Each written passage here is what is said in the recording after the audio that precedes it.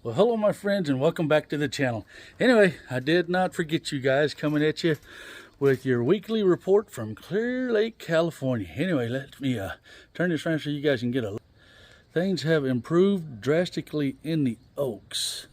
I don't know if the stuff has just died because we're getting cooler evenings and has sunk, or if the wind has just blown it all out of the Oaks, because it's been a very, very, very windy week. See over here, I'll show you guys the old Bobsy gauge. I just checked it and we are at 356 on the Rumsey. So the Bobsy gauge there, you guys look at this piece of concrete here, about 3 inches over the top of that. That's where 8-foot Rumsey is. So that gives you an idea of just how much the water has gone down since our high water mark this year. You can see the water still has a nice green tint in here. A drastic improvement. So why am I late with my report? Anyway, I fished all day Saturday, I fished all day Sunday, I fished all day Monday, and I fished the early bite on Tuesday, and got a call from a friend and got invited camping, so loaded up the truck, threw my tent and sleeping bag in, and headed to Pinecrest and did some tent camping for the first time in decades. Actually sleeping on the ground without an air mattress, and me and the wife are both so sore we feel like we got hit by a truck or got in a fist fight and lost. But anyway, we have survived. We made it home and we're still kicking. So to the fishing, I got a text from Mark.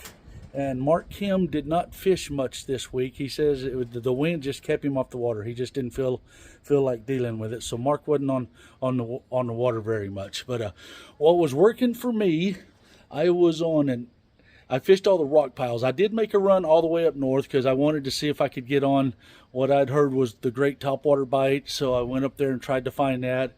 And I got one buzzbait bite and I got one frog bite. So the topwater bite didn't work out for me, but I did bump into Zach while I was up there of Live Fast Moment, and of course you guys go to his page and you can see he's just been whacking them. But he was letting me know that yeah, the topwater bite is still up there, but we just it's all a timing thing, and we weren't in the right place at the right time. Anyway, what I noticed up there is I thought it was all from just spraying. But Zach's theory was that these colder nights are just causing the grass to die, because all of the good grass that I had found that I was getting my real good topwater bite in, I thought it had been sprayed, but maybe it is just the cooler nights and it's just running its natural cycle and dying. I don't know. It could be a combination of both. But anyway, what was, I'm sure it's changed now. It's probably dropped down a little bit, but I was averaging low to mid 80s when I was out earlier this week. But with these cooler nights, I'm betting that we're probably starting out in the probably mid 70s and getting up to just into the 80s is going to be my guess. Keep in mind that's just a ballpark figure on your temperatures. And the water clarity, man, I was finding some really nice water when I was out. I was finding up to 4 feet, and and then like you say, it's just you can run 500 yards and be in 6 inches. So it's just one of those deals. I think the wind is still dictating what water is best at what time, but you can still find some really clear water if that's what you're searching for. So let's get to the fishing. What's worked for me this year? What a goofball. I'm still a little tired. What worked for me this week is I concentrated on the rock piles and all the little ditches and little, I call them mini bass alleys, because there's some real nice breaks that I know about that are one of the few secret things on Clear Lake. There's not many secrets on Clear Lake, but there's still some little areas like that. And the Dark Sleeper was just absolutely on fire for me. There was a point where I was literally getting bit every single cast with that thing and having a blast. Mind you, 90% of them were only 8 inches, but you'd sneak a 2-3 pounder in there so often, so it's just an absolute blast.